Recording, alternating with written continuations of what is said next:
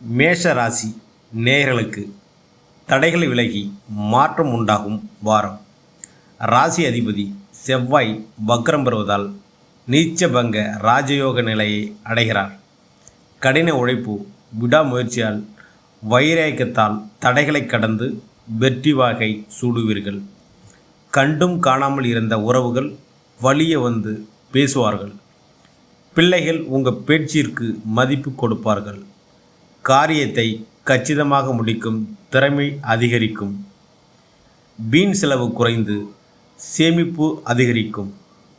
நிதானமாக செயல்பட்டால் அரசு வகையில் யாவும் அனுகூலமாகும். தொழில் ரீதியான பாராட்டும் பணமும் உங்கள் உள்ளத்தை உற்சாகப்படுத்தும். சிலருக்கு குறுக்கு வழியில் பணம் சம்பாதிக்கும் எண்ணம் அதிகரிக்கும்.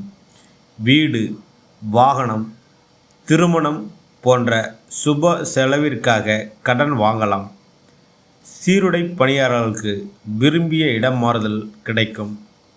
பெண்களுக்கு மாமனார் மாமியார் ஏற்பட்ட மன உளைச்சல் நீங்கும்.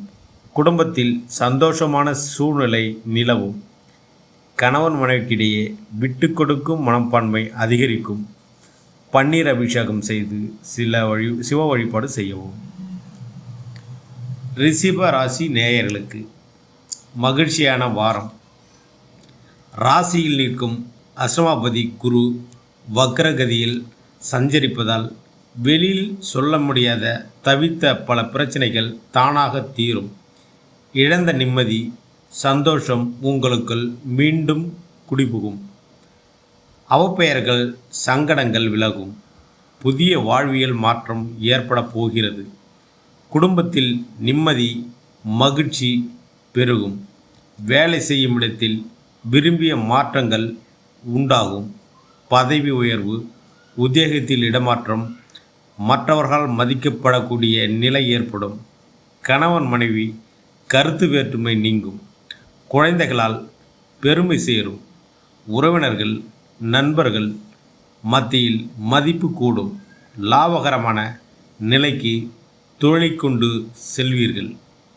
இழந்த சொத்துகள் மீண்டும் கைக்கு வந்து சேரும். தெய்வ சிந்தனை அதிகரிக்கும். பெண்கள் நேரத்தை சரியாக பயன்படுத்தும் பணியில் உங்களை ஈடுபடுத்திக் கொள்வது நன்மை தரும். புத்திரர்கள் வழியில் மனமகிழும் சம்பவங்கள் நடைபெறும்.